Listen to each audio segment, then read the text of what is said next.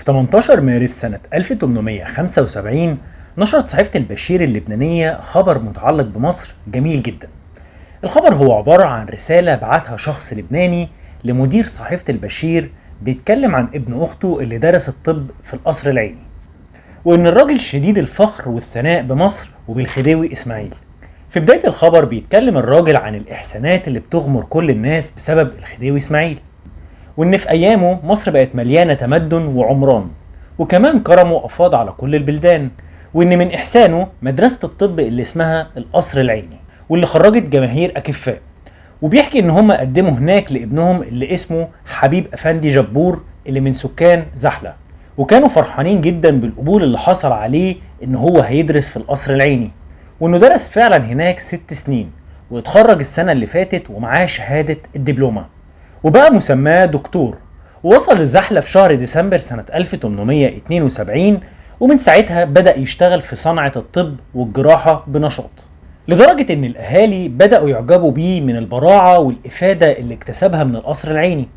وهنا بيتكلم خالد دكتور وبيقول لمدير الصحيفة ان هو عاوز ينشر شهادتهم عن تجربة ابنهم، وكمان عايز ينشر نسخة من شهادة تخرجه من القصر العيني، وكمان عاوز يشكر افضال احسانات الخديوي الاعظم، وان هم بيدعوا له ان شمسه ما تشوفش خسوف وقمره ما يشوفش كسوف، ويديموا بالعز وبالانتصار. وكمان منسيش الراجل ان هو يشكر رئيس المدرسة ومعلمينها. وبعد كده بتعرض الصحيفة نسخة من الشهادة اللي ادتها المدرسة الطبية الخديوية المصرية لحبيب أفندي جبور ابن طنوس جبور من مدينة زحلة من جبل لبنان. فبتشرح الشهادة ان حبيب أفندي التحق بالمدرسة في 2 شوال سنة 1285 هجرية، ودرس واتخرج في 17 شعبان سنة 1291 هجرية، وإن الشهادة دي مكتوبة من رئيس المدرسة وخواجاتها بإن حبيب يستحق يكون طبيب. وتم توقيع الشهادة دي من ناظر المدارس والأوقاف اللي هو محمد توسن. وبعد كده بيعرض الخبر نسخة من حاجة اسمها ختم المدرسة اللي فيها تفاصيل كتيرة عن الحث على التعليم، وإن الدين بيشجع على ده، وإن مصر فخورة بأيام الخديوي إسماعيل بسبب المدارس اللي فيها.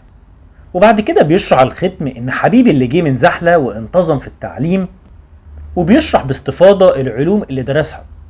من علم الطبقات الأرضية والمعدنيات والكيميائيات المعدنية وعلم الطبيعة والنباتات وعلم الكيمياء النباتية والحيوانية وعلم الطبيعة والتشريح العام والخاص وعلم تركيب الأدوية والعمليات الجراحية الصغرى وفن التعصيب وعلم الفسيولوجيا والباثولوجيا العامة وفن العلاج وعلم جراحة الأنسجة وعلم العمليات الجراحية الكبرى والتشريح الجراحي والباثولوجيا الخاصة اللي هي الأمراض الباطنة والتشريح المرضي وقانون الصحة والمادة الطبية وأمراض الجلد وأمراض النساء والأطفال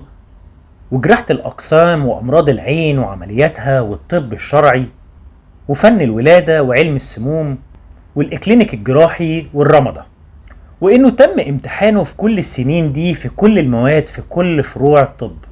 وإنه قدر ينجح في كل الامتحانات، وإنه في امتحانات آخر السنة السادسة قدر يحل كل المسائل الشفهية والكتابية. وكان من أبرز الحضور في مجلس الامتحان محمد توفيق ولي عهد الخديوية المصرية، وتوسن باشا ناظر المعارف العمومية والأوقاف الخيرية اللي اعترف لحبيب إنه هو يستحق إنه هو يتسمى طبيب وحكيم، وإنه أصبح قدوة للتلاميذ في الأخلاق وحسن السلوك والاجتهاد في تحصيل العلوم، وإنه كان مواظب على الحضور في الإسبيتالية العمومية لمعالجة الأمراض والعلل، وكان بياخد فايدة من الدروس السريرية وعمل عمليات جراحية ورمد، وكمان استخرج حصوات واستأصل أورام ظاهرة وباطنة وتكبير كسور ورد خلوع. وهنا بيشير الختم إن حبيب بقى طبيب ماهر وحكيم يصح الاعتماد عليه في كل رأي وعمل والرجوع ليه في كل مرض، وإن المدرسة ادت له الدبلومة علشان تكون سند ليه مؤيد وشاهد إن هو كفء. وبيتم توقيع الختم ده من ناظر عموم إسبيتاليا محمد أحمد كمال ووكيل نظارة إسبيتاليات مصر محمد حافظ.